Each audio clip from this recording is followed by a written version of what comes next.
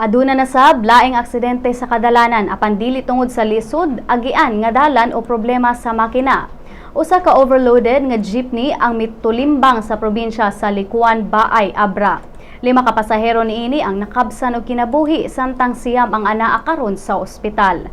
Sigon sa kapulisan nga unta 24 ra ang kapasidad sa usa ka jeepney apan sa kaso sa maong insidente nagdala ang pasaheroan og 54 ka mga tawo.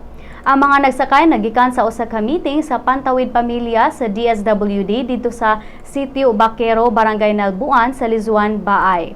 Gingong wala mi function ang brake samtang milabay sa kurbada nga bahin sa ang jeepney hinungdan sa pagkahulog niini sa usa ka metros nga kanal.